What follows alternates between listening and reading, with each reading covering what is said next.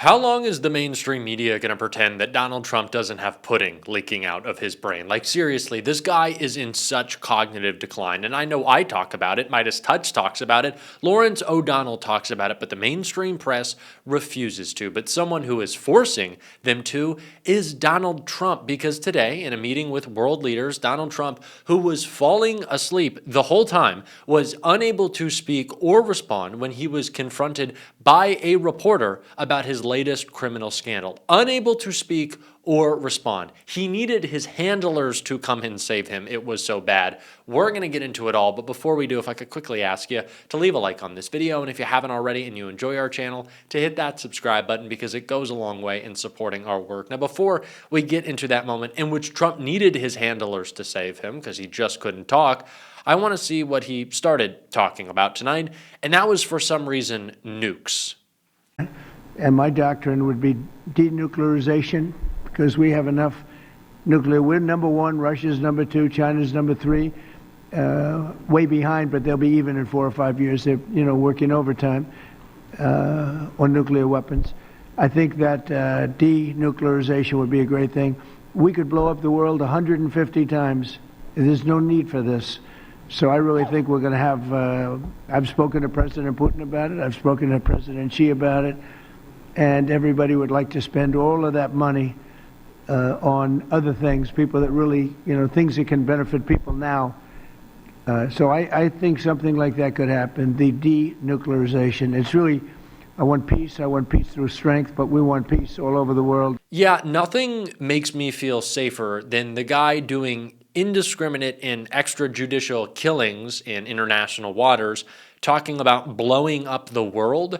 That really makes me feel safe and secure, because the quite frankly no new wars guy, and there will be no wars, that guy, yeah, he seems to really like war and blowing things up and bombing countries for no reason at all. Donald Trump at this point is practically begging for war with Venezuela because he needs some reason to impose martial law on us. Donald Trump saw the results from Tuesday night. He didn't think, maybe I should stop starving children. Maybe I should stop helping to fund a genocide. Maybe I should stop making people's healthcare premiums double and triple. Maybe I should do martial law so no one's allowed to vote against me. That is exactly what Donald Trump thought. But he did take away the message of affordability, was key to winning on Tuesday. And so instead of actually changing his policies, he decided to just lie about this one. Went up many, many times my first term. One other thing, a number came out today that was amazing. Walmart. I trust Walmart, Arkansas, great place, Arkansas, great company, Walmart. They announced today, after many years, they do this every year for many years, that Thanksgiving for the United States of America under Donald Trump as president is 25% less for Thanksgiving meal with all the trimmings than it was under Sleepy Joe Biden's administration. So we talk about affordability. I think that's the best chart. That's better than a poll. That's better than anything I can think of. So Walmart, which everybody trusts, and I trust, and everybody trusts Walmart, they're not looking to do anything except give the numbers. And they have for many years. They talk about the cost of Thanksgiving and the cost of living through Thanksgiving and enjoying Thanksgiving. For Joe Biden, it was 25% more. Now, this is a lie that you are going to hear a lot from Republicans. You are also maybe going to hear this at your own Thanksgiving dinner. So maybe jot this down, or I know y'all are smart enough to remember this, so let me just say it. The Thanksgiving meal that Donald Trump is referring to, that Walmart sells, did not go down in price. It went down in items from 21 last year to 15 now. So if I'm selling something and I get rid of 75% of it, yeah, it's going to cost less. This isn't because Donald Trump is this incredible economic genius who has made our lives so much more affordable. The contrary is true. There are multiple different types of inflation, and shrinkflation is one. When you are paying the same amount for less product, which we see increasingly happen, and Joe Biden was actually cracking down on, Democrats were cracking down on, but of course Republicans want you to starve and be poor and be unhoused and, be under military rule. So they don't care. But this is an obvious lie. And of course, Donald Trump doesn't want to talk about people going hungry, so much so that when he was pressed on his criminal refusal, because that's what it is, by the way, to listen to court orders telling him to fund SNAP, when Donald Trump was asked about him starving children, because that's what he's doing, he couldn't answer. He had to turn to J.D. Vance. A federal judge said tonight that the administration has to fully fund SNAP. It's the latest in the back and forth, and the Justice Department said they're going to appeal it. What's your message to folks as they work this out in the courts and in Congress as we're heading into Thanksgiving? You want to go with it? Yeah, look, Jackie, it's an absurd ruling because you have a federal judge effectively telling us what we have to do in the midst of a Democrat government shutdown. But this was not the only example of Donald Trump not being able to answer during this entire meeting. Trump saying earlier, a tremendous country with a tremendous leader had joined the Abraham Accords. A reporter asked, given that they already have diplomatic relations with Israel, what is the agreement supposed to signal? Trump then asked Vance to answer that question. Then he also asked Marco Rubio to as well. Donald Trump is unable to answer questions about his own administration. Donald Trump is unable to answer questions about his own administration. The AutoPen guy, who's AutoPen, Biden, cognitive decline, dementia, doesn't know what's happening with his own policies. And we see this all the time. When Donald Trump is signing an executive order, when he's signing anything in the White House, it first has to be explained to him, not for the cameras, not because, oh, he's so busy, maybe he doesn't have time to memorize exactly what the entire contents, oh, we'll just let this guy say it. No. Donald Trump sits there as his executive orders are read to him and goes, oh, wow, that's a great idea. Maybe we should do that. Oh, we're doing it now? I love that. That's great. Who's going to do it? Who's signing it? Oh, I'm signing it. Well, quite frankly, I love to sign. Do I have the big? Oh, I have the big marker. We love the big marker. Lots of fun. Like, that's what he does. He doesn't know what's happening. We have to talk about it. He doesn't know what's happening. Like, I feel like a crazy person when I say this because the mainstream media isn't meeting the moment. Nobody wants to talk about this guy and his brain that is falling apart before our very eyes. And as he gets crazier, as he loses his mind more, and that's not to say that he ever had a mind to begin with, but he's obviously become more extreme.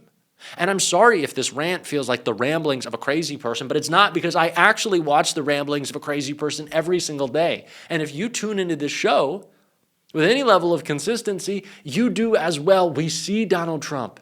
We don't want to. We hear his voice. We don't want to. And it is saying increasingly more insane things that I have no other response to except, what the fuck? Why have more people not woken up to this? That clearly he is being puppeteered behind the scenes. Yes, we know he wants to make the money off the crypto grift. He hates brown people. He wants to say disgusting things about black women. But when it comes down to brass tacks, like actually getting shit done, it is not him. Sure, the air of Trump exists in the White House, the spirit of the bigotry, right? The spirit of the corruption, the spirit of the attacks on the working class, that is Donald Trump.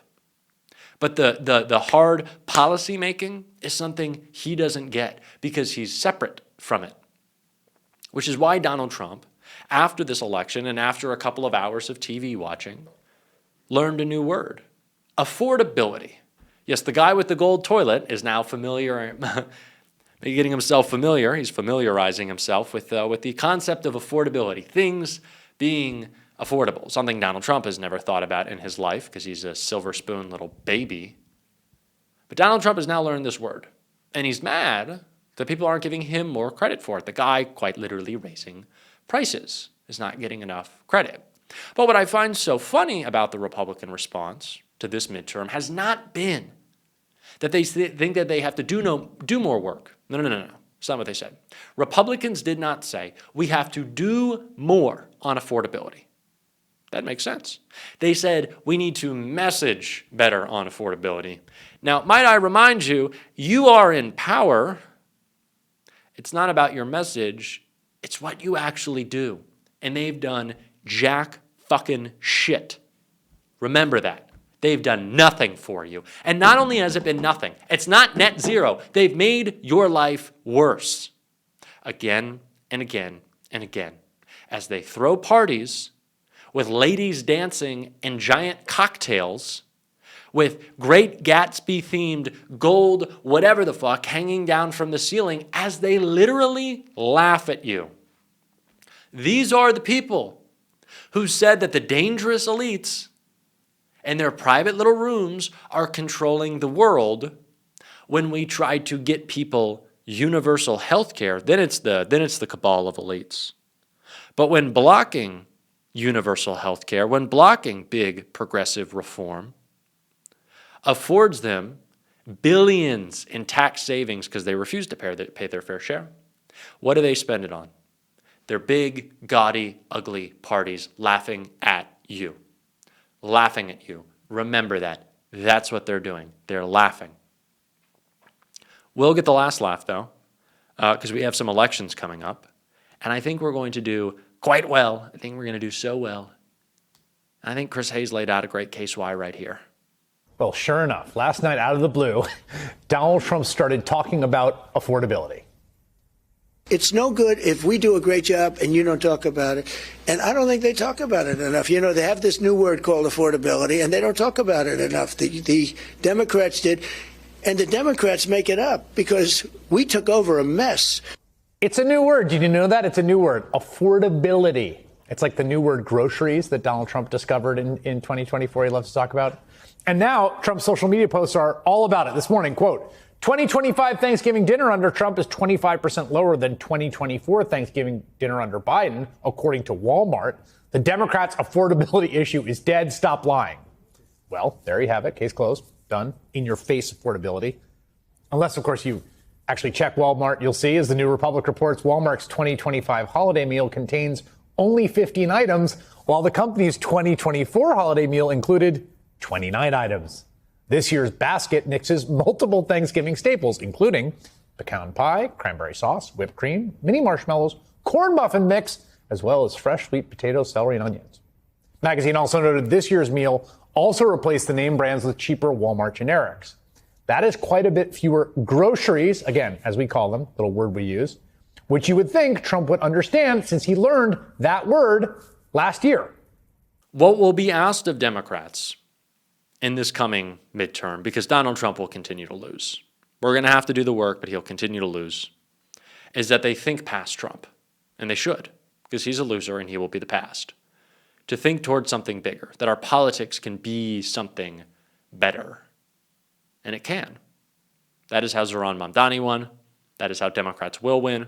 And that is what we are going to talk about on this show every single day. If you want to support that, me and my friend right here. As always, you can hit that subscribe button, leave a like on this video. If you stuck around to the end, drop a blue heart in the comments. Keep on fighting. Also, should I start wearing suits more? Y'all have really liked the suits. Should I bring the suits back? I don't know. You let me know. And until next time, I'll see you soon.